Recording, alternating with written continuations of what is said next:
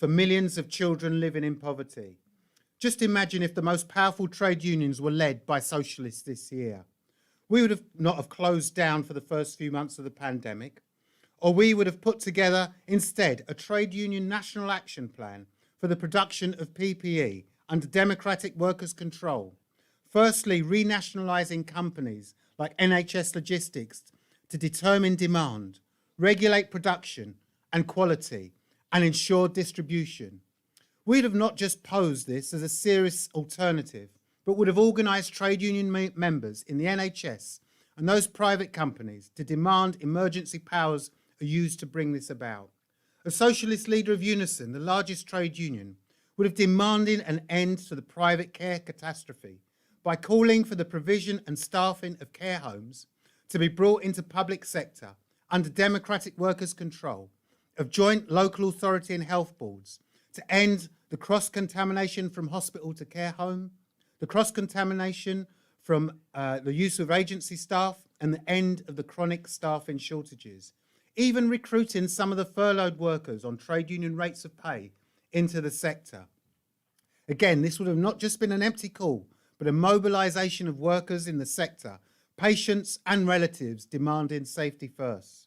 A socialist leadership of the major trade unions would demand testing and tracking was put into the hands of local joint health and local authority boards, democratically accountable, that recruit an army of trained trackers in the best tracking techniques to track 100% of those in contact with infected people. A socialist leadership of the main trade unions would have demanded 100% pay for all furloughed workers and all that have been asked to isolate, and not stood with Tories for payments that undermine their livelihoods.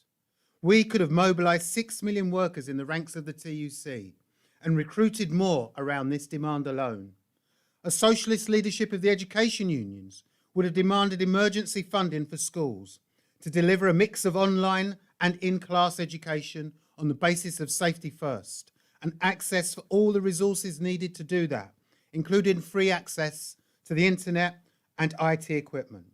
A socialist leadership in the health unions would have been at the forefront of a claim for 15% pay rise for all NHS staff, who've put in more than 15% of unpaid hours into making sure during this COVID times that during the COVID crisis to save lives. And now the Tories plan to divide public sector workers from those in the private sector with a public sector pay freeze. We know in the trade unions that inaction only encourages further attacks. That's why a socialist leader of Britain's largest trade union, Unison, would be calling for an emergency NEC meeting of the union to draw up an action plan to put all of the public sector trade unions together and demand that we won't pay for the COVID crisis in the following years.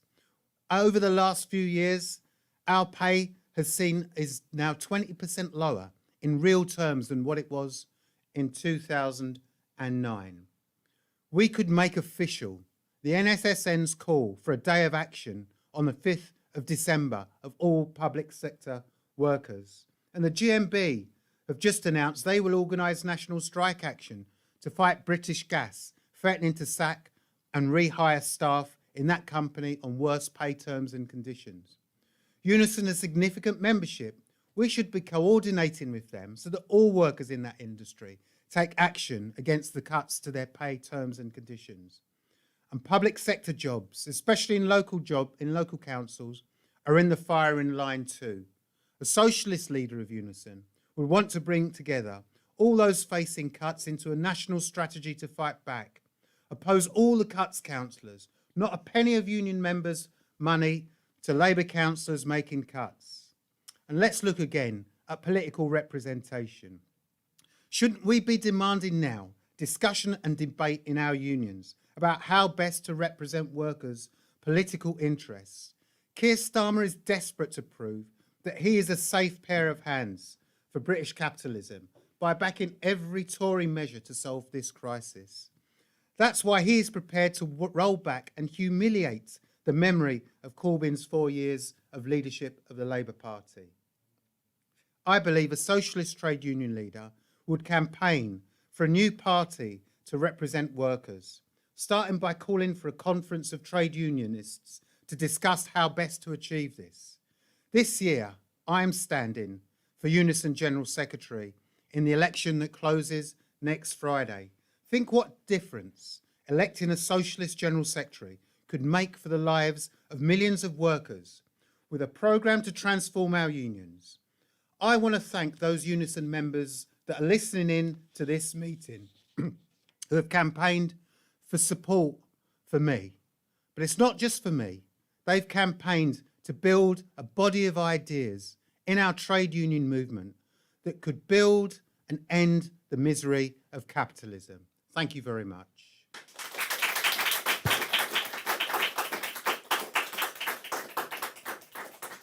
Thanks, Hugo. There are currently elections taking place in Unison, so members can have a say in their leadership. Our next speaker is Peter Taff, who is the Socialist Party's political secretary. Over decades, Peter has defended the ideas of socialism and Trotskyism against hostile and also pro-capitalist voices. He's played an immense role in analysing world events, putting forward what is needed. At every turn, he has defended the need to fight for socialism and helped keep the banner of socialism alive. Today, capitalism is in crisis. Around the world, people are questioning the economic system and joining the fight for socialism. Here is a message from Peter that was filmed on Wednesday of this week about how the fight for socialism is vital to offer workers around the world a lead. Peter Taff.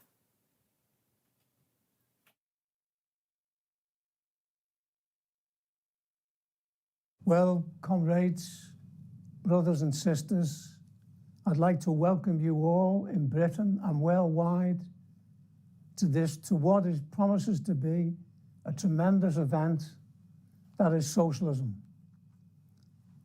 And it really represents a landmark in the struggles of a certain section of working people to arm each one of you and us with an analysis of what is happening in this trying time in Britain and internationally. I've been active in the labour movement for more years than I care to remember, of decades, but never have I experienced, like many of you of the older generation, a crisis like this has had a devastating effect on the health of millions of workers of a pandemic. Now there's a certain relief promised in relation to the development of a vaccine. But the other side of this is already we have evidence that the rich are trying to gain the benefits of this and to line their own pockets, certainly at the expense of ordinary working people in Britain and worldwide. It represents really what is organic to capitalism, and that is the inevitable looting of the state of the resources of you and I that have been built up over a long period. They cannot help that. On a TV program here last night, when one of these people was challenged why she was making millions out of the pandemic and out of this vaccine, she objected, well, we're in a partnership with big business, with the state. And actually, what that reveals is the character of the economic situation that exists now, which is a barrier to us exploiting all the marvelous developments of science and technique, which we are responsible for. That is the working class and the labour movement itself. All the manic tendencies of capitalism have come to the fore in this pandemic.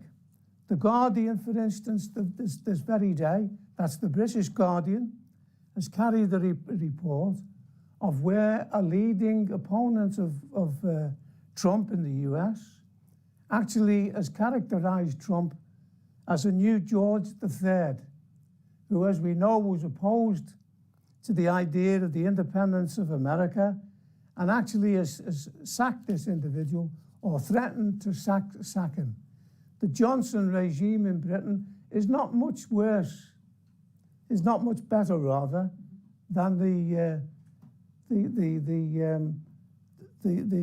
regime of Trump in America.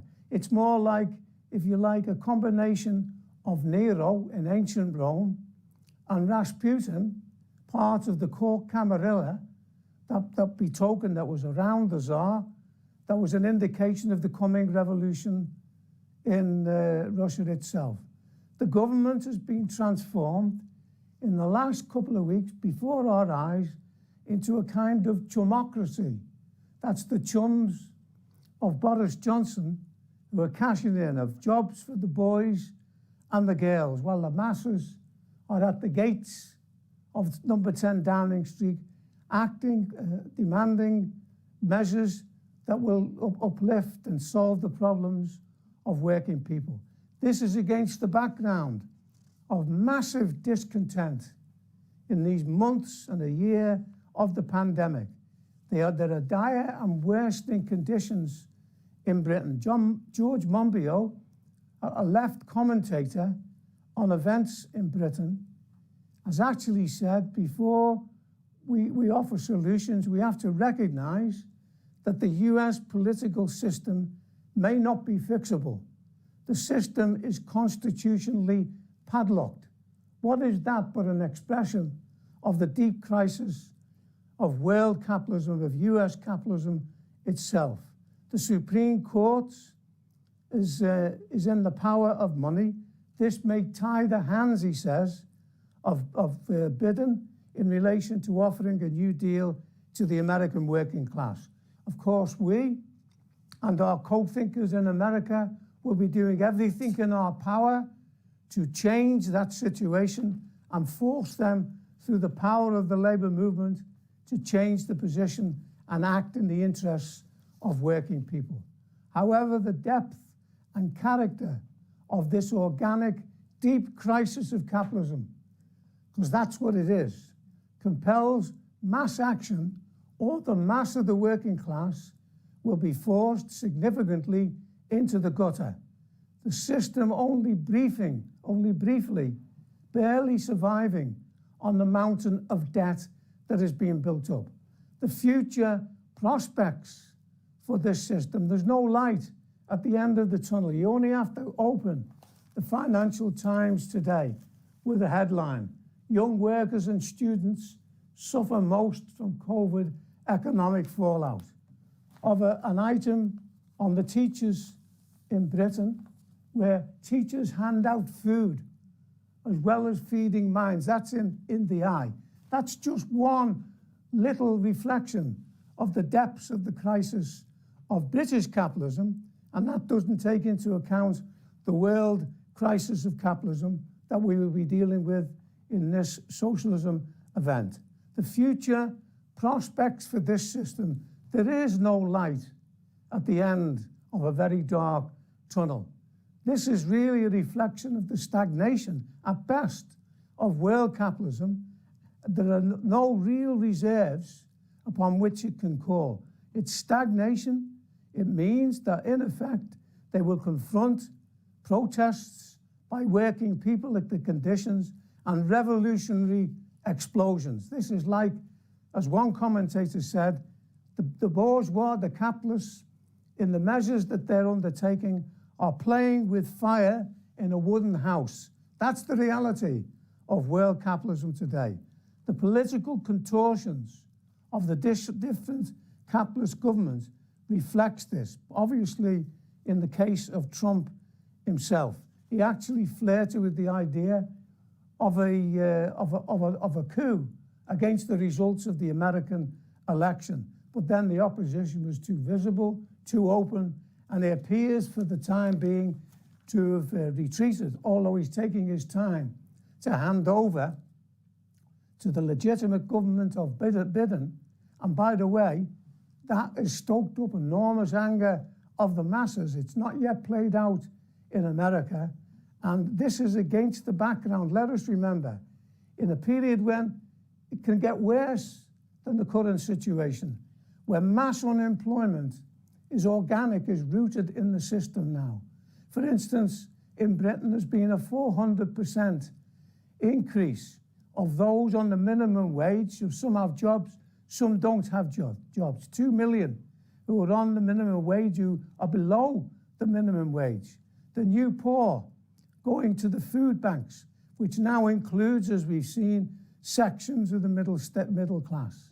There's the looting of the state by, as I've mentioned, by the new capitalists who are trying to cash in on the new developments that could combat the pandemic itself. It's same in relation to the NHS. Even at this time, the NHS, by the so-called providers, and that's code for those private interests who are trying to cash in on the NHS at our expense. Even the NHS providers, so-called, are trying to make a fortune out of leeching on the NHS itself. We hoped, I'm sure you did as well, that the development of this vaccine would offer a certain relief. It can offer a certain relief. We welcome the development of the vaccines, but it must above all be free to the mass of the working class. We shouldn't have any divisions between working people, young and old, poor and not so poor. It should be a universal service, because we have developed this vaccine, that's you and me and the working class, have developed through the genius of the working class and the resources that have been built up by the NHS in many examples. These developments and the growing class anger will blow away the massive accumulated discontent that exists at the moment and raise the possibility of the need for struggle, because we will not get what we want on the basis of merely asking for it from the government or from our leaders for that matter. But now there is a semi-permanent right-wing populist movement in the US that can make a comeback if the labour movement does not offer an alternative.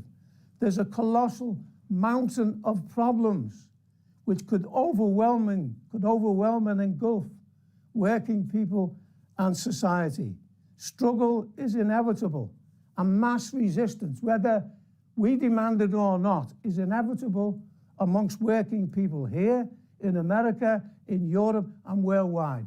You only have to open a newspaper and see from Marseille to Germany, there is a battle taking place now where the working class are expressing their opposition to the system and their failure to solve the problems that they confront.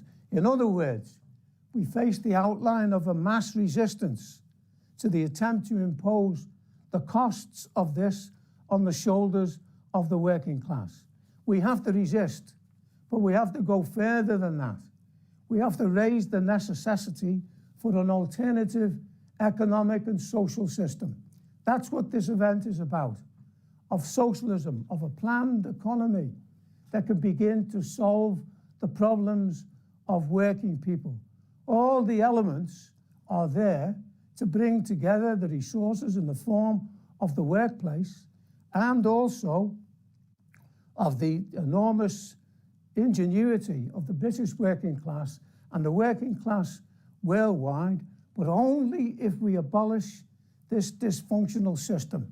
You cannot proceed to progress on the basis of the perpetuation of the old system that has failed the working class, that has failed the middle class, that has failed the people of Britain, the people of Europe, and of the world. You only have to examine the incredible antics of Johnson, the arrogance of a public schoolboy, and his fellow co-thinkers. He's got no answer to the problems that face the working class at the moment. And moreover, he seems to be out of control by the class that he represents, that is the capitalist class itself. We are entering, comrades, an explosive period in which the faults of capitalism can be laid even more bare to the mass of the working class. That's why there's an interest in this event now. We must go further and make an appeal to every worker, to every young person, in particular with their lives before them, that we offer a program, a policy, a perspective for the working class and the labour movement itself.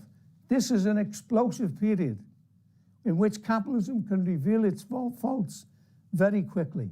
The economic situation, which we've touched on, the incredible corruption at the heart of all the governments of capitalism, the massive subsidies that they are giving to their own class and not to the working class, the looting of the state, because there is a massive looting taking place, as many commentators have pointed out, like George Monbiot, where there's a holding down of the wages of the working class, but there's a looting of the state with colossal subsidies to big business. I could spend all my time given the figures, but they're easily accessible in the pages of the capitalist press. There is no lifeline on the horizon for capitalism. It will stagger from one crisis to another. One thing is certain: they intend that the mass of the population, the working class, will pay for this crisis. Look at the rising cost of putting workers on furlough. Look at the tragedy of youth unemployment. For one young worker to be out of a job is criminal. I saw the 1980s. I've seen many crises in Britain when the youth suffered. This is one of the worst, both in its potential and its effects. Every family in Britain, my family, has been affected, and we're not prepared to put up with it. Look at the situation of homelessness now, where millions are on the verge of being thrown out of their houses because they can't pay the rent. The government has come forward with no program. We say organise a systematic homelessness movement and resist being evicted from your home. That's a basic right of a human being. Look at the position in the local councils now. We have a tremendous record, second to none, in relation to the idea that the councils should be platforms for struggle, not to cozy up to big business and the government. That's why we conducted the tremendous struggle in Liverpool in relation to the council there that resisted the attacks of Thatcher. And remember, this was the party that defeated Thatcher not once, but twice, that reduced the Iron Lady to iron filings with the massive movement of the working class. And as a result, we grew to at least 8,000 members, in which we had a semi-mass influence. Those days are as nothing compared to what stands before you in this explosive period that is opening up. There's no lifeline for capitalism on the horizon. The only certainty is the masses will be asked to pay with more pain, more suffering, and we are not prepared to put up with that. More homelessness. Look at the position of Croydon Council, which is really now going under because of its mountain of debt. Croydon should do what Liverpool did and defy the government, and then call for a coalition of councils to do the same throughout Britain. If you look at the way that Tusk is trying to organise, that's the trade union and socialist coalition, and that is linked to the shenanigans, because that's what they are, the shameful behaviour of the right within the Labour Party in the recent days, where, for instance, Jeremy Corbyn is at one day let back into the Labour Party, then is denied the Labour whip we have heard. It's a scandal, the way Jeremy Corbyn has been treated. And remember, this is from Keir Starmer, who in a recent letter to the CBI, the Confederation of British Industry, said he wanted a new partnership with business, reminding them that as shadow Brexit secretary, he had pursued policies by implication backing a second referendum. And if you know, that was really a second referendum to go into the EU. Starmer is an unalloyed right-winger. His left phrases cover really the demand for a national government. And a national government is another name for a Tory government in disguise. Look at the national government of 1931. We are going to resist that. We have tried to convince some trade union leaders like Lenny McCluskey. He's shown his real colours now, Starmer, in the last day by first of all agreeing that Jeremy Corbyn should rejoin the Labour Party, and then because of the pressure of the right, it seems now is saying no, he will not get the Labour whip. That's a form of exclusion from the Labour Party. If the Labour Party proceeds in this way, we've had meetings with Lenny McCluskey. We have a member of the leadership of the Unite speaking at this meeting here today, of Howard Beckett, who's part of the leadership of that movement. And we said quite clearly, either take a clear position in relation to the right within the Labour Party. There is no possibility of compromise with these people. There's no compromise with Margaret Hodge, a representative of the open right wing from the times when we were in Islington, Labour Party, myself and Linda Taff, me nominally, her much more actively. These people will not rest until they've driven every left winger out of the party. We say we're going to defeat you either by helping to transform, and that's not completely ruled out, although it seems very, very unlikely now in the light of what Starmer's done.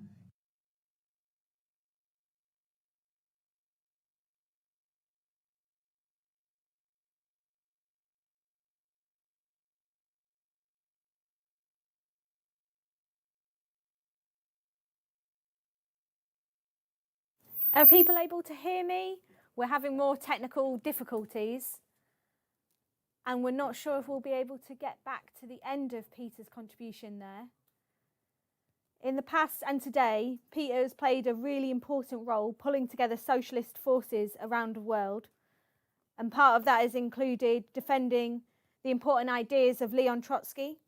You can read more about Leon Trotsky's ideas in the CWI's latest publication, Leon Trotsky, a revolutionary whose ideas couldn't be killed, and it's £6 if you buy it before Monday. We will be putting in the chat details of how to get that publication wherever you're watching. You can also still donate to our Socialist Party appeal. You can either head to our website or you can text your name, postcode, the amount and when you're going to be able to pay your donation by to 079 580 32071. Our meetings and campaign work continued throughout the pandemic, just often in new and different ways. But we continued because in this pandemic, the working class has been thrown into battle against capitalist crisis. And as a result, socialism is growing in popularity. The Socialist Party has grown at the fastest rate in decades throughout this year and through the pandemic. Anti-racism activists, Corbyn supporters, trade unionists, students and others have joined this party and the fight against socialism. And if you agree, you should join us too. There's a Zoom meeting tomorrow for people who are interested in joining the Socialist Party. If you have a ticket to the workshops, then you'll have had an email which includes all of those details. If you're just listening into this rally, you can put a message in the chat function on any of the platforms that we're streaming to, and we'll get in touch with you about how to join. Alternatively, you can head to our website, socialistparty.org.uk/join. The Socialist Party is part of the Committee for a Workers' International, who are active in countries around the world. So if you're from a country outside of England and Wales, you can head to socialistworld.net to find out about our work in your country. We invited Jeremy Corbyn, given the current political attacks on him, to come and speak at this rally. He sent us a very friendly reply saying that he couldn't because of time constraints, and also said for us to keep up the good work but accept his apologies on this occasion. Our next speaker, though, was another late addition to the lineup who we're hoping will be able to have on. We're having some technical difficulties, but there are people just working on it right now. The trade unions represent 6 million workers in Britain, a force which, if it's properly mobilised, has the potential to defend jobs, services and safety. And we're very lucky to have Howard Beckett, who is one of the Unite's Assistant General Secretaries, and on the Labour Party NEC, speaking us tonight in a personal capacity, and we think we're going to go over to Howard now. Is that true? There we go. It is happening. We're just having to sort things in a slightly different way. There we go.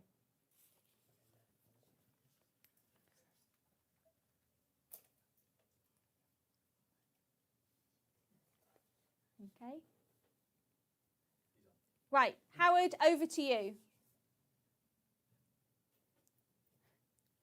Thank you very much, and thank you for inviting me, and thank you everybody in the Socialist Party for all that you do for workers on a daily and a weekly basis. And I particularly would like to start by thanking my good friend Robbie Williams, who is in himself a one-man picket line. There is not a dispute in any of our nations that you do not see Robbie attending, and I think it would be wrong of me not to thank him for all of the work that he does on behalf of trade union members.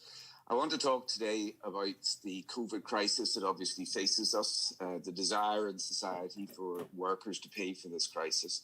And I want to talk also about the political vacuum that now exists when it is difficult to tell the difference between the narratives of the two main political parties.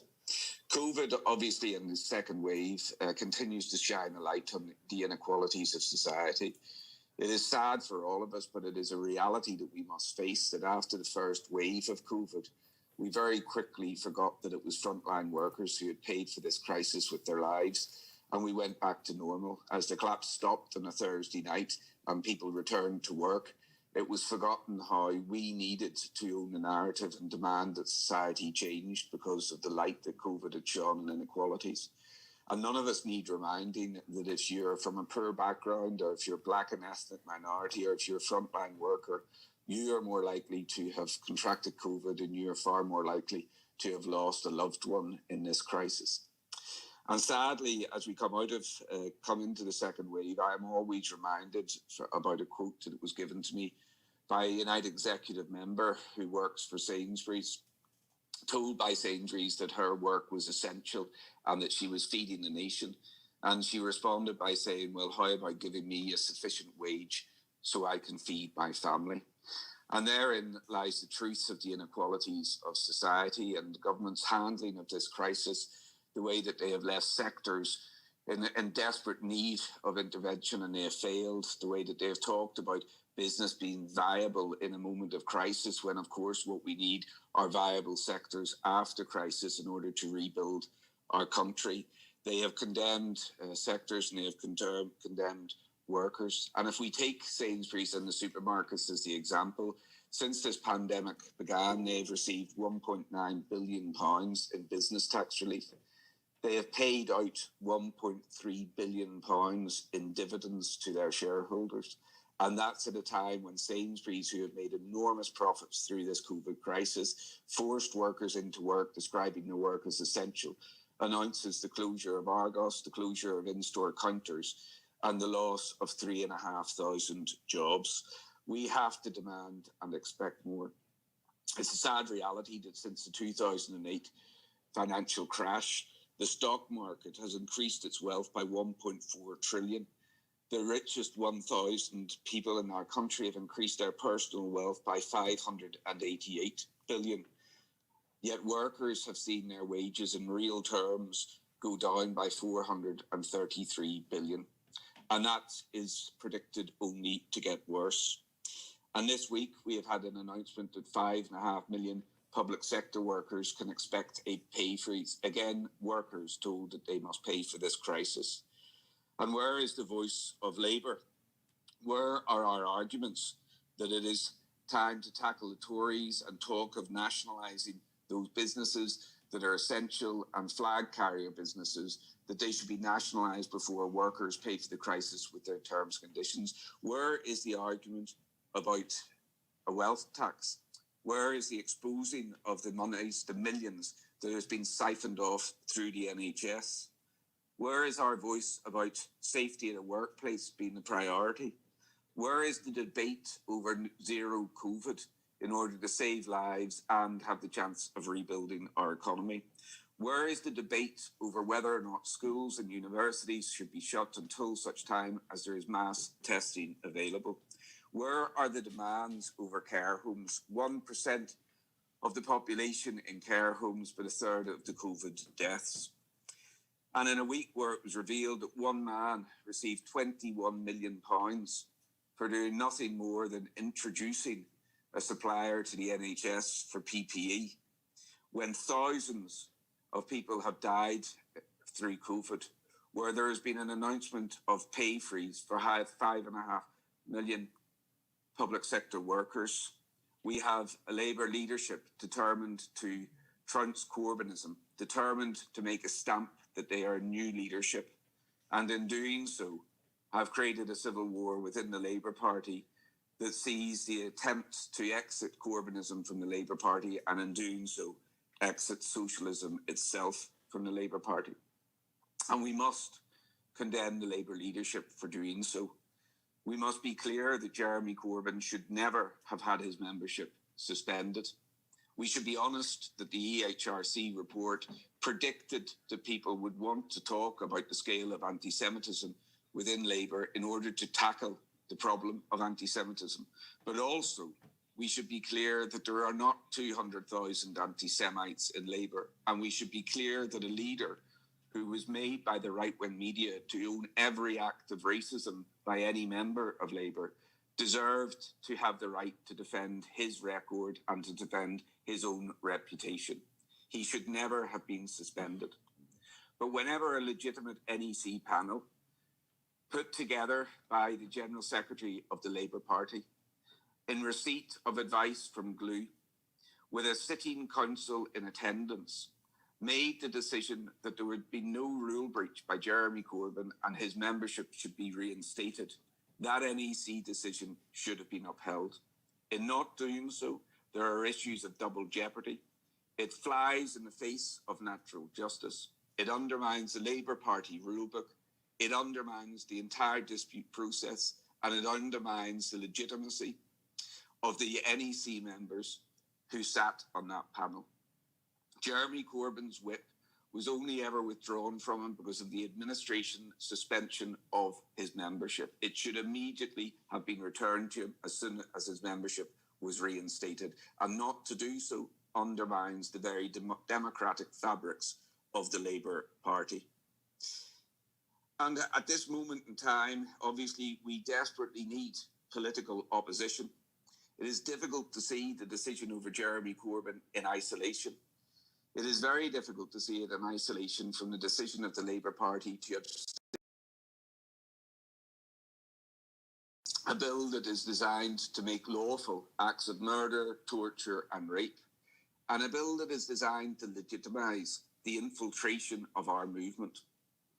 A bill that will see the end of our demands for an inquiry in respect of blacklisting, in respect of Shrewsbury, in respect of Orgreaves. A bill that would render the Spy Cops inquiry that is currently occurring as completely and utterly inappropriate and unnecessary. And we abstained in respect of that bill. So it is very difficult to see the current position within Labour in isolation of previous decisions. But colleagues, I refuse to be pessimistic about where we are.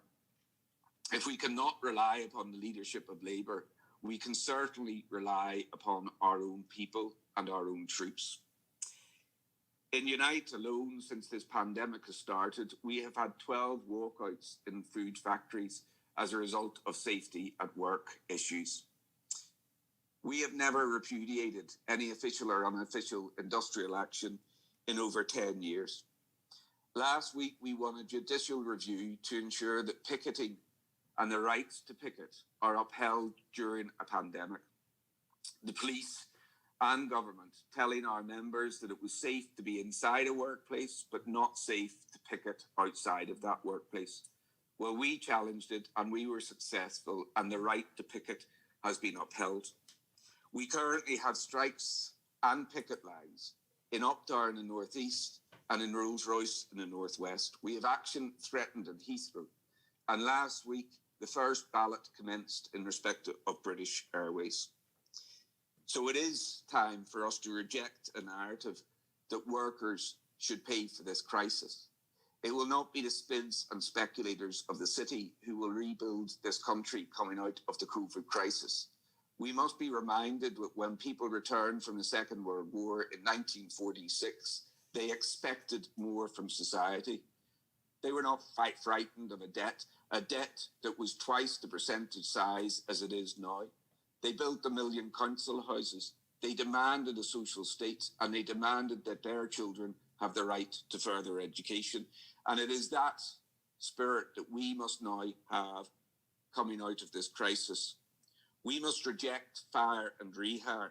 We must reject layoff clauses. We must reject pay freezes.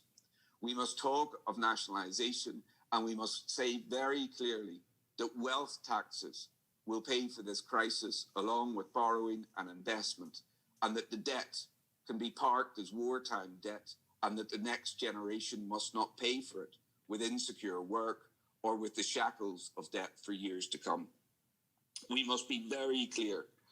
And in order to achieve that, comrades, we as a movement must be very clear that our right to withdraw labour is exactly what we will do in an organised fashion coming out of this crisis if the narrative is not changed to say that wealth can pay for this crisis and not workers.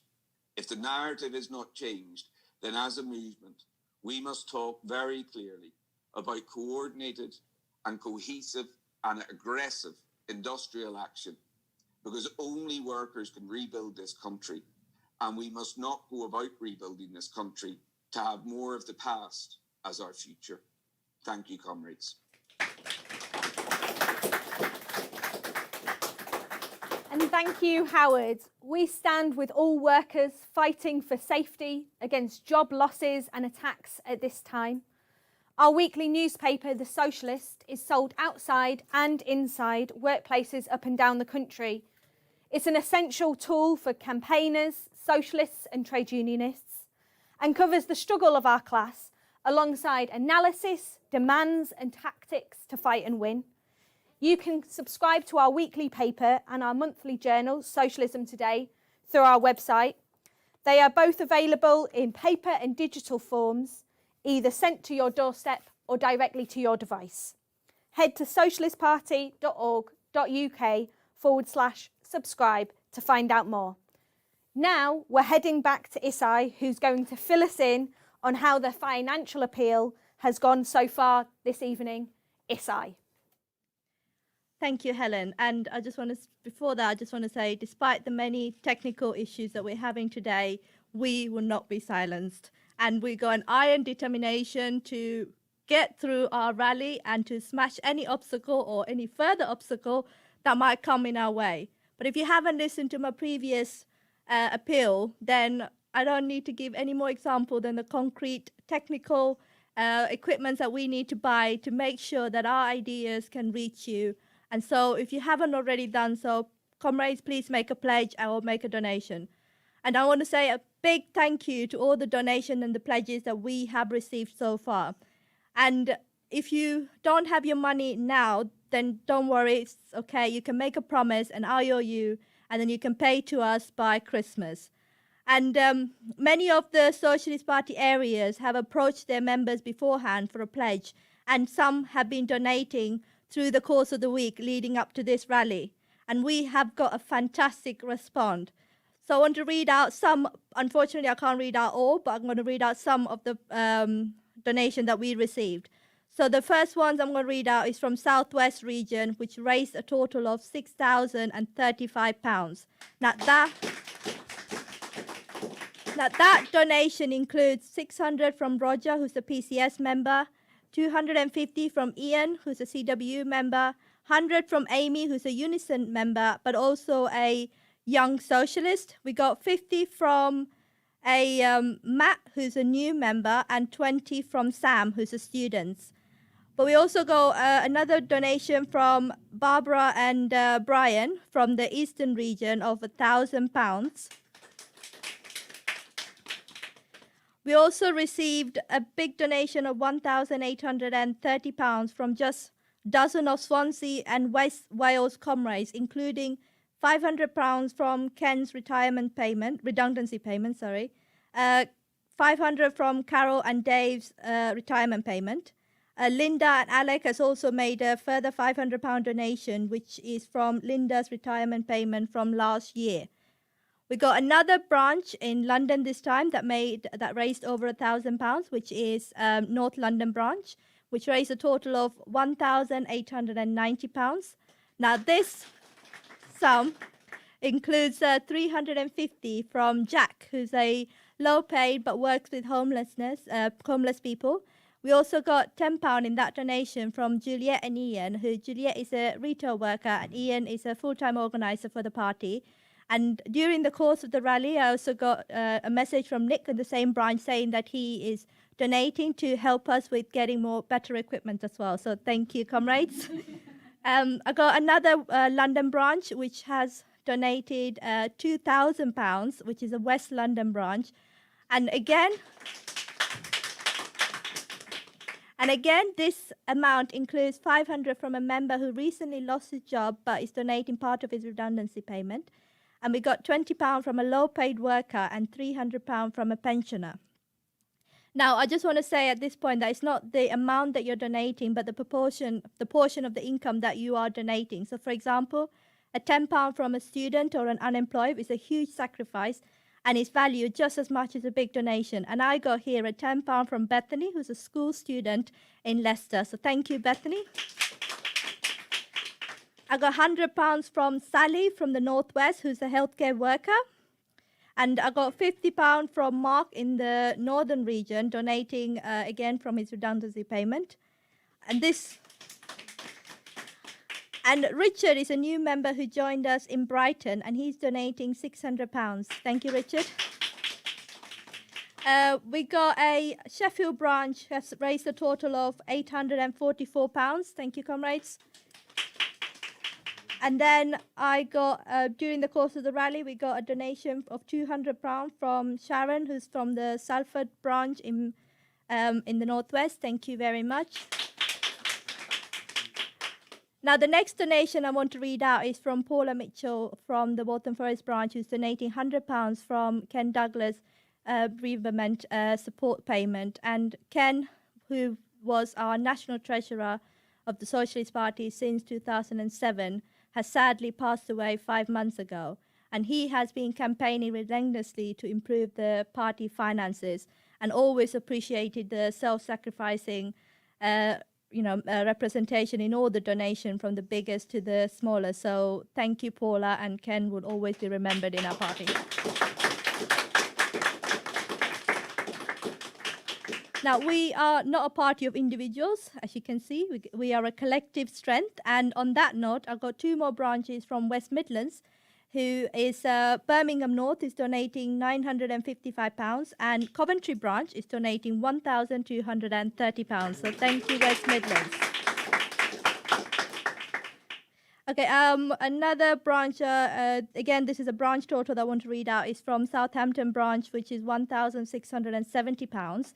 And just to say that this includes £200 from Maggie, who's a healthcare worker, £500 from Sue, who stood as Tusk, who's an anti-cuts candidate, who stood in the election against a right-wing candidate as well. So thank you very much, comrades in Southampton. We've done a very good job. Now we will read, like I said, I want to read more, but unfortunately I'm out of time. And at this point, normally in the rally, we would say that we would pass around the buckets, but we can't do that this year. So carry on donating, comrades. And if you are inspired by the rally and if you're not a member yet, please join us. But if you want more discussion but still support our ideas, why not make a donation today and then have a discussion with us and join us tomorrow? But that's keep on coming, comrades. And the total I'm going to read out now is, it's overwhelmed and really amazing to read out, because it shows a huge sacrifice and the confidence that in ideas that this party is built on, and the need for a revolutionary party to fight for a society without poverty, without exploitation and oppression. And we raised a total, and this includes pledges as well, but we raised a total of £43,890.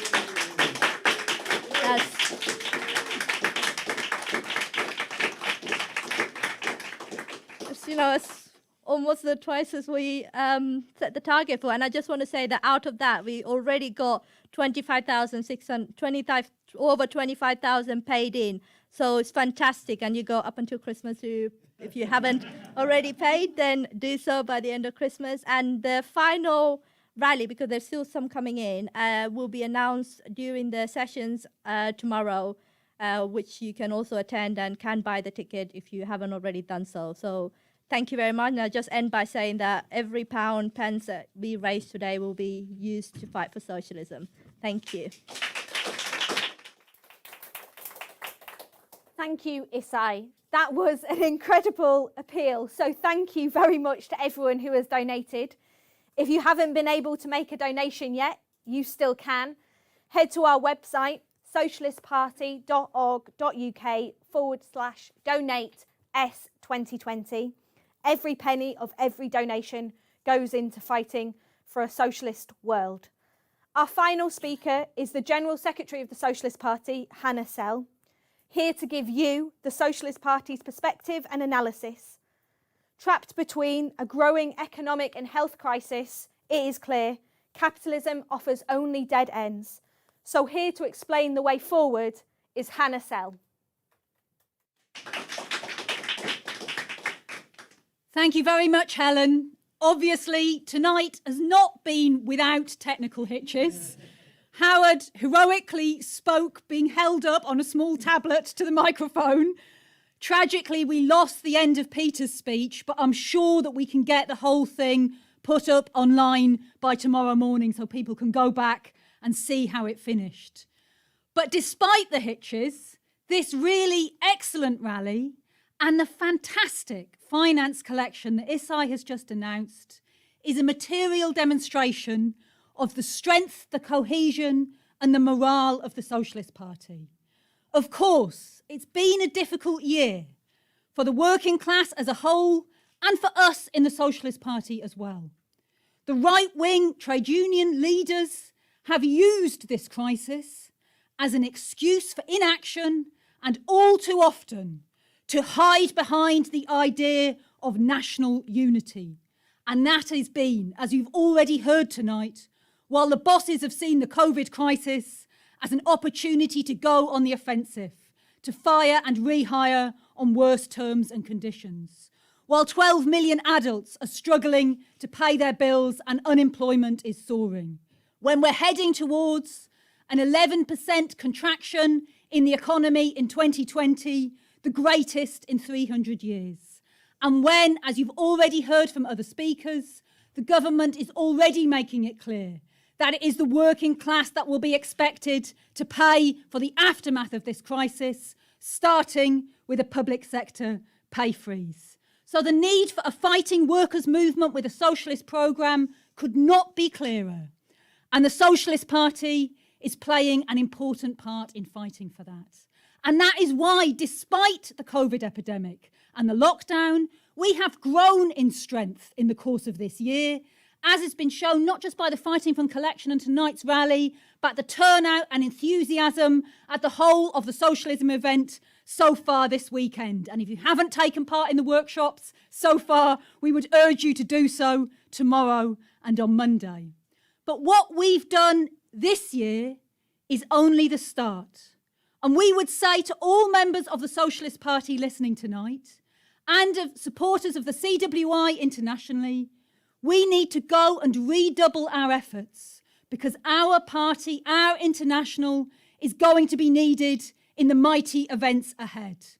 Worldwide, we are already seeing a series of tremendous movements. Hong Kong, the Lebanon, Chile, Thailand, Belarus, Poland, Nigeria. Gigantic protest movements have shaken society. Of course, they all have different characteristics, but they also have features in common. In all of them, young people have been to the fore. They have united different sections of the working class across ethnic and racial divisions. They've shown enormous courage, like the Thai protesters this week, 55 of them in hospital injured as a result of police attack, and who responded by 10,000 surrounding the police headquarters, heroically and somewhat bizarrely protected only by giant inflatable rubber ducks, and paint bombing the police headquarters. The other thing that all the movements have in common is, of course, they've been fueled, driven by the economic impoverishment of the working class and of young people. And the same is true of the Black Lives Matter movement, which erupted onto the streets of the US, but also here in Britain earlier this year. Before George Floyd was murdered, he had caught COVID and he had lost his job as a result of it. Summed up in the suffering of one individual is the way that the pandemic has laid bare the class divisions in society, with black workers overwhelmingly concentrated among the poorest. And that, of course, is true in Britain as well. While the working class has suffered during the pandemic, Britain's billionaires have increased their wealth by more than a third. And the BLM movement, when it flooded onto the streets of Britain, was fueled by anger at that. It really was a pouring out of young people from every background, from the council estates and the working class communities of Britain, onto the streets of the city centres. And the Socialist Party was there alongside them. Although the BLM movement is not on the streets right now, in that sense it's subsided, it was absolutely not what Keir Starmer described it as, a moment. Because millions of working class young people facing mass unemployment, if they're at university paying £9,000 to be imprisoned in their halls of residences, they are angry, and their anger is finding new expressions. An essential part of the role of our party, the Socialist Party, though, is not just to support movements, but to point towards how they can win. Mass movements will erupt in Britain again, as they have globally. But how do we ensure that they can win victories? An important element of that has to be to fight for the trade union movement to use its potential power. 6 million workers currently organised in trade unions. Not, as was the case, unfortunately, with the leadership of many of the unions, with Unison in particular, earlier this year, to leave nurses to fight alone for a 15% pay rise and to not take action in support of them, but rather, as Howard rightly pointed towards, to fight the threat of a new pay freeze with a national day of action, but to prepare the ground for coordinated strike action. We have to fight to ensure that the mistakes of the last crisis of 2010, 2011 are not repeated.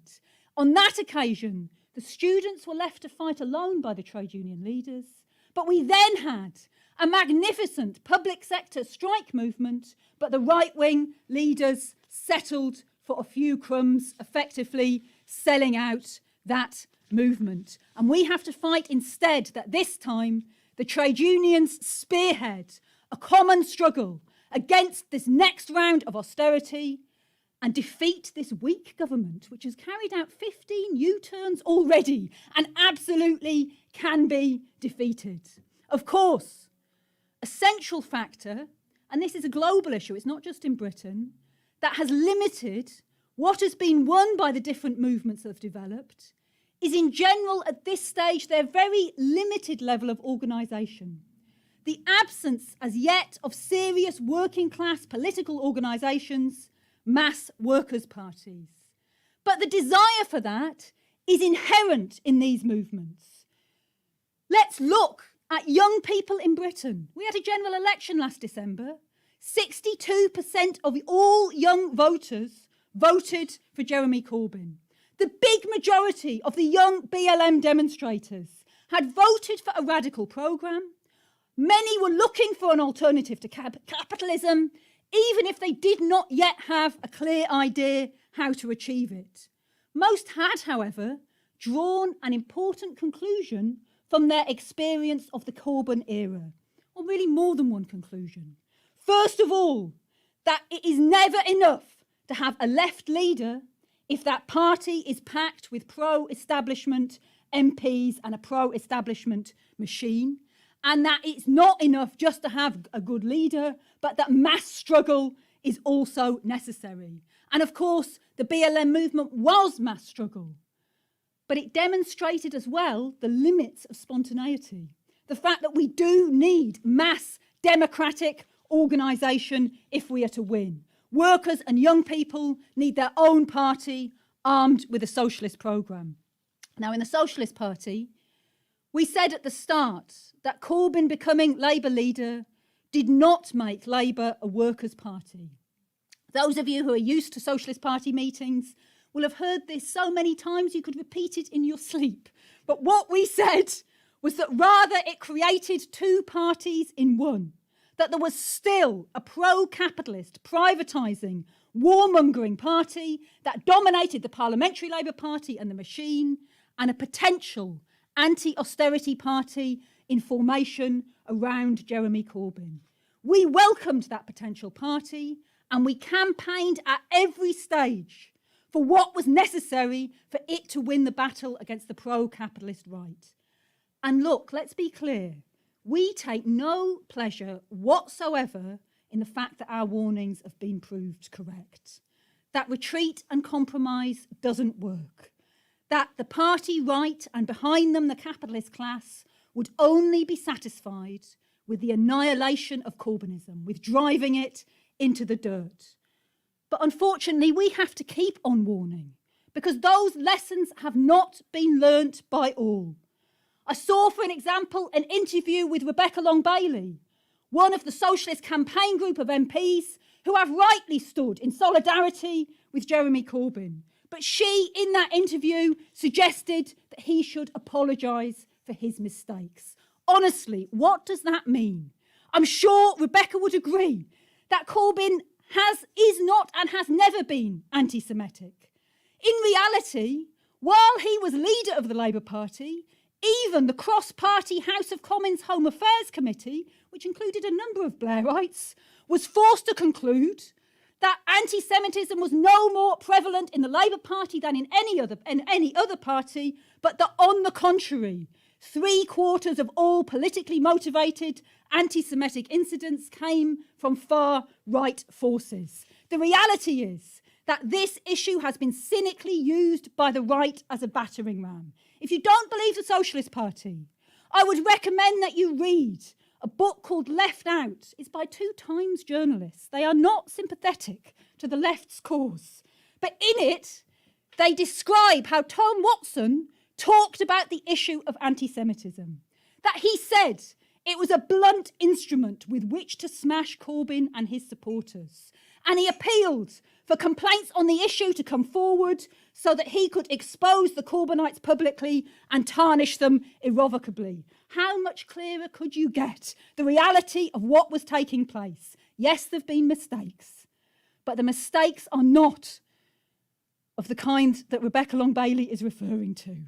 The mistakes that have been made is to imagine that retreating could somehow succeed in pacifying the right. And we know the policy compromises that were made with them, including adopting Starmer's programme on Brexit in the 2019 election, including acceding to councils, Labour councils, continuing to carry out cuts. That, combined with the failure to democratise the party, to restore trade union rights, to introduce mandatory reselection, and by the way, we would add, it was a mistake of the left not to back the Socialist Party's proposal that we be allowed to affiliate. But it wasn't supported. Why? Because it would be too provocative to the Blairites, because the Socialist Party, then the militant tendency, are the black beasts of the Blairites. All those compromises were made in the hope of achieving unity. And of course, Starmer was elected, cynically playing the unity card. And under the cover of that, has been intransigent in making Labour once again, as it was under Blair, a reliable representative of capitalism, of the billionaires. And it's not just the withdrawal of the whip from Corbyn, but the Labour Party members up and down the country who are being suspended or expelled for passing motions in solidarity with him. And of course, the additional issue, which Howard rightly referred to, is the way that the Parliamentary Labour Party, the majority of them, have in reality acted as a prop to the Tory government throughout the COVID crisis. There's been much talk about the need for unity by the left in the last period. And look, unity is a positive aim. But let's be clear, first of all, it just isn't true that only united parties win elections. We just had a general election where a Tory, now Prime Minister, who had booted out 21 of his MPs just 3 months before the general election, was able to win a majority, although his party, of course, is as divided as ever. But we do understand, it's a maxim of the Labour movement, isn't it? Unity is strength. And we do want the maximum possible unity in the workers' movement. But not if it means unity with Tory-light politicians. People like Rachel Reeves, now back in the shadow cabinet, who, let's remember, famously declared that Labour would be tougher on benefits than the Tories. And she said it when the bedroom tax was being introduced. She said it when the Tories were presiding over the spreading of widespread hunger in Britain, so that now today more than 8 million people are suffering from food poverty. Tory-light politicians like them are now again in the leadership of the Labour Party, and that is a defeat. And unity with them will not take us a single step forward. So there now has to be an urgent discussion on how we can fight to solve the crisis of working class political representation. Left union leaders correctly have demanded Corbyn's reinstatement. And I've no doubt, prior to the events of this week, they hoped they had a deal and that he would be reinstated. But part of the job of socialists is to see things as they are, to face reality, and then to decide what needs to be done and do it with iron determination. And Howard was absolutely right when he said that the right are conducting a civil war against the left in the Labour Party, not just Corbyn, but his supporters at local level. And in our view, it's positive that left NEC members are fighting back, led by Howard, actually, and also that a legal battle is being fought in defence of Corbyn. But Chris Williamson won legal victories that didn't win a victory inside the Labour Party. It needs to be backed by mass action. And that's why we've raised that the left union leaders should initiate a mass conference, a council of war, to bring together all of those who want to fight for a mass workers' party. And it's vital that doesn't only include those inside Labour, but also the left unaffiliated unions, the Socialist Party and other socialist organisations. And we would add, it should be opened up to the many tens of thousands who are now flooding out of the Labour Party as individuals. And it's not just individuals. The Bakers Union, for example, is now launching a consultation on whether or not they should continue to be affiliated. And even though forward is to stay and fight, in our view, if you're serious about that fight, you want to bring the people who are outside into the fight as well. So a conference should be for all of those who want to fight for a mass workers' party with a socialist programme. And we organise a common struggle.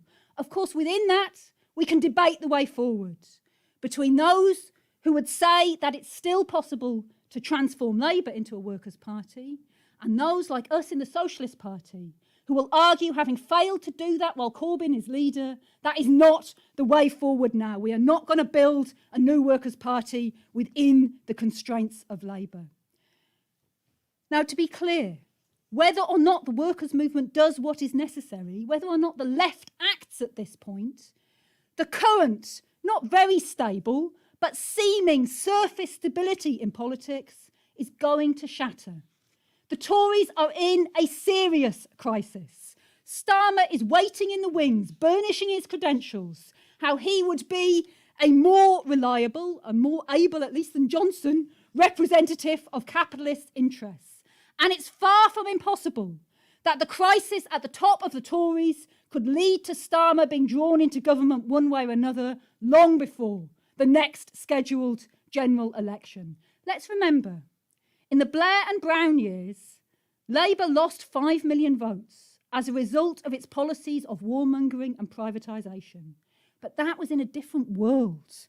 That was in the pre-2007-2008 economic crisis world. The policies that the equivalents of the Labour Party pursued in office, acting in the interests of the capitalist class after 2007-2008, were vicious, were terrible attacks on the working class. And even more will be demanded in the future by Labour parties in power. Look what happened to PASOK in Greece. It became an ex-party in reality as a result of implementing austerity. And that could be the fate of Starmer's Labour Party if he's involved in the implementation of the misery the capitalist class are going to demand from the working class in the coming period. Just as, by the way, Biden will implement the policies of Wall Street and can become hated by workers who currently have hopes in him in the future in the US. In their disillusionment and anger, there's no question that workers will look for an alternative. And if we don't build a genuine workers' party, Farageism, Trumpism has more space to step into the background, into the vacuum. If, on the other hand, left union leaders, together with even a handful of left MPs, were to take a clear stance to build a new party with a genuinely anti-austerity programme, it could make a huge impact. I've already mentioned Greece. Let's remember, after the last crisis, Syriza went from 4.8% of the vote in 2009 to winning a general election in 2015. Of course, it then itself bowed down to demands to implement vicious austerity, showing it's not only a question of building a mass workers' party, but also fighting, and it wasn't a workers' party in any real sense, but also fighting for it to adopt a socialist programme. Now, we know there will be many forces on the left at this stage who will attempt to evade the vital tasks that we are raising. Those who were previously prominent Corbynistas, but are now, for example, suggesting the alternative is to turn towards community action, building social movements, and that somehow they hope that will exert pressure on Starmer. It's an evasion. Even in those terms of pressure on Starmer, a party to the left of him would have far more effect than their strategy. But in the absence of a fighting mass workers' party, there are also good people who were previously Corbynistas who now feel the only option available to them is to help by working in food banks, is to do charitable works effectively, to help the impoverished sections of the working class. And we say to them, we understand the impulse. But even from the point of view of helping to overcome poverty in the short term, playing a role in class struggle is far more effective than any kind of charitable works. You can give a zillion different examples, but just to give one, the Glasgow equal pay strike, in which CWI members played a leading role, resulted in £500 million extra in the pockets of the working class of Glasgow. It would take a lot of food bank work to have that kind of effect. Of course, it's vital that industrial militancy also has a political arm. And this is the other side of the question of the need for a new mass workers' party. One of the employers that have fired and rehired are Tower Hamlets Labour Council. Those workers are doing all they can to fight them industrially, but they would also be strengthened by being able to stand candidates against them at the ballot box. Similarly, if Sadiq Khan continues on his current path, which seems very likely, of instead of standing up to the Tories, presiding over attacks on the pay, jobs and conditions of London's transport workers, then an important aspect of the fight back by the RMT, Unite and other unions could be standing against him at the ballot box. Maybe there's a London left MP, Jeremy Corbyn, they might like to approach and see if he would like to stand in the London mayoral election. Now, Unite has already cut its affiliation fees before all this blew up to Labour as a means of trying to put pressure on Starmer. And I read in the Mirror that the affiliated unions are now threatening to withhold money from next May's Labour local election campaigns. But we would say that's positive. But why don't you take one step further and allow your local branches to take the decision that they can stand candidates if they want to in local elections against Labour councils where they're implementing cuts. And if they follow what the Tories want, they will be implementing cuts worse than anything we've ever seen. And a chance to combat them at the ballot box would be very effective. In the Socialist Party, we always put forward what we think is necessary. And we try to convince union leaders to follow that path. We fight to push trade unions and convince trade union members to pass motions for the policies that we think are necessary. But we also don't just sit back and wait for others to take action. We try and act as a lever to show what is possible.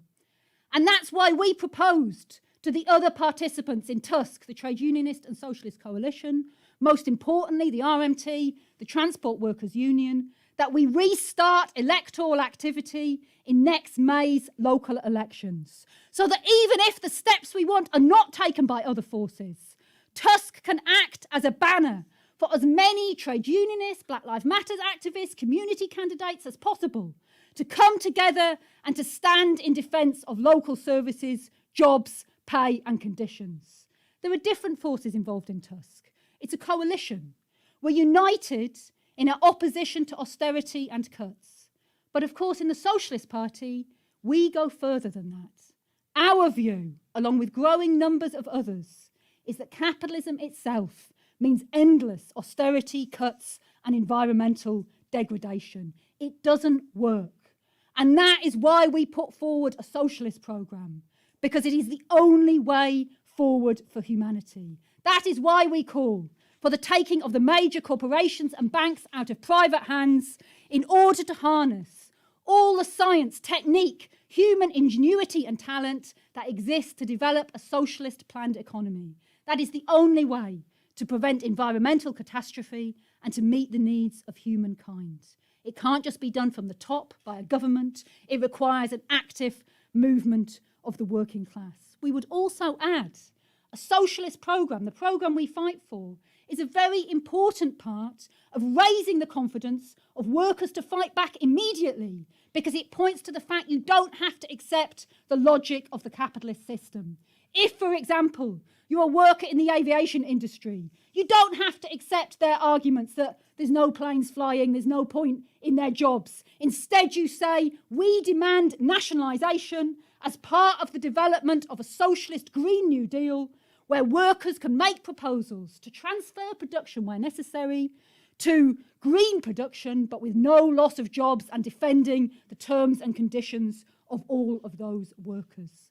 The need for socialism is lodged in the situation, and that terrifies the capitalist class. Such is the crisis in their system that the Tory government and governments across the world have intervened in the economy on an unprecedented scale to try and limit the scale of the economic crisis. The government is paying 80% of millions of workers' wages for a year. In a sense, that goes far further than Corbyn's programme ever did. And they're doing that when the General Secretary of the TUC shamefully stood on the steps of Downing Street and accepted the pittance of the job support scheme, far less than the furlough scheme. Of course, the furlough's not enough. We want work or full pay for everyone. Nonetheless, it gives an indication of what is possible. Why should people accept homelessness when the threat of COVID showed that even this hopeless government could take measures to put a roof over everybody's head in the course of a week? Why should we accept unemployment when it's so clear that the state can play a role in planning society? Why instead shouldn't we nationalise in order to have a socialist plan of production, to share out the work so that everybody's talents are used and everyone has a decent standard of living? The capitalist class are genuinely frightened that those will be the conclusions drawn not just by us, but by many, many workers as a result of 2020. That's what the Financial Times meant when they said in an editorial that the COVID crisis could bring socialism on its coattails. We must not believe the bile, the slander, that socialist and left ideas are unpopular and irrelevant. If the capitalist class really thought that, why did they put so much energy into smashing Corbynism with his relatively moderate programme? At the moment, there's a supposedly public inquiry taking place into state spying on political organisations.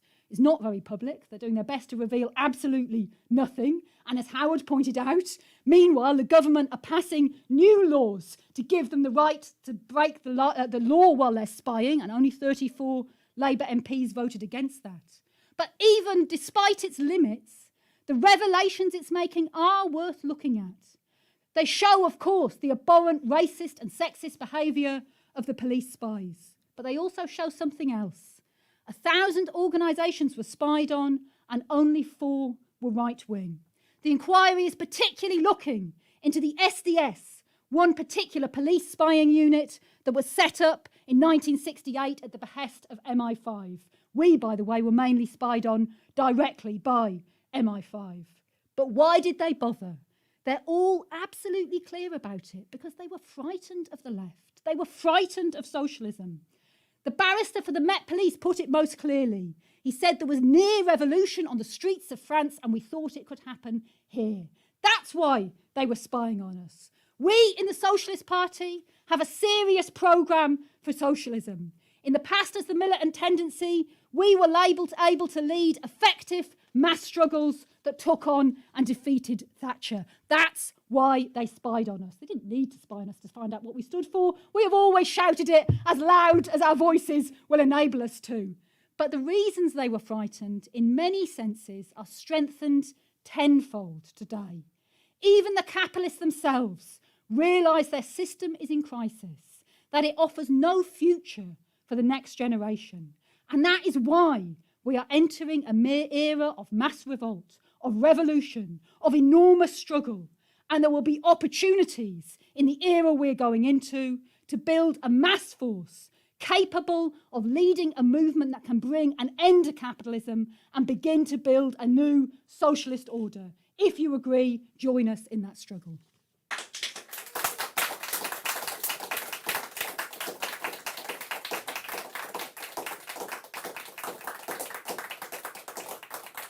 Thanks, Hannah. And to all our rally speakers tonight, putting forward inspiring ideas and reporting on inspirational struggles.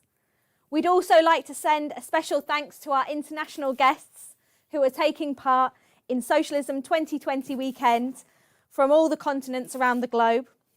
There are also speakers, we'd also like to send thanks to the speakers in the workshops, the chairs, the technical assistants, especially those who got us back up and running tonight after the glitch. They get a special round of applause.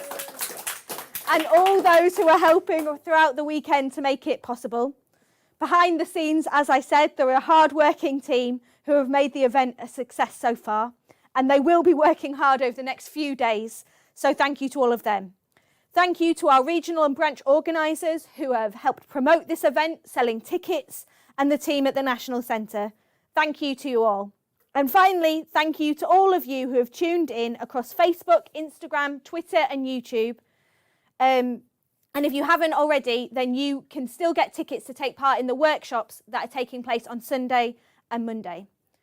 Even though tonight and this weekend we've had to be physically distant, it's the ideas and a willingness to fight for socialism which draws us together. With a programme of working class unity which is immensely powerful no matter the context.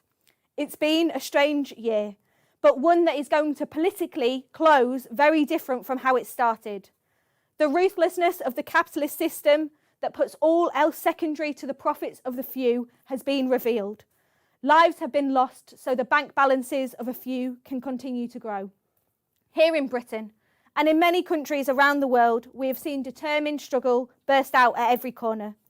There's huge anger at the misery imposed on ordinary people, and it cannot and will not simply dissipate. There will be mass movements on the horizons. Movements which we in the Socialist Party want to help build and organise. A socialist programme will be key to answer the problems of a broken capitalist system. And if you agree, you should join with us today. Usually, socialist gatherings end with the singing of the Internationale, a song which is known to be sung in over 95 different languages. It is a song about working class unity against capitalist oppression. And it's given even more meaning because of the pandemic that keeps us apart. So now we're going to head over to Rob Williams, who's going to lead us in singing that. And feel free to sing along at home. And we hope to see you soon in the future struggles of our class. Here's Rob.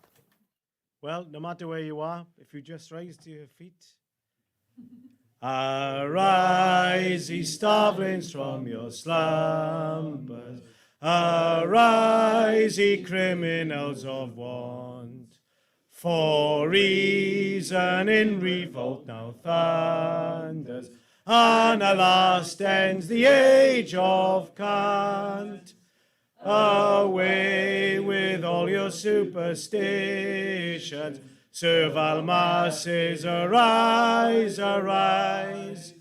We'll change forthwith the old conditions, spurn the dust to win the prize. So comrades, come rally, and the last fight let us face. The Internationale unites the human race. So comrades, come rally, and the last fight let us face. The Internationale unites the human race.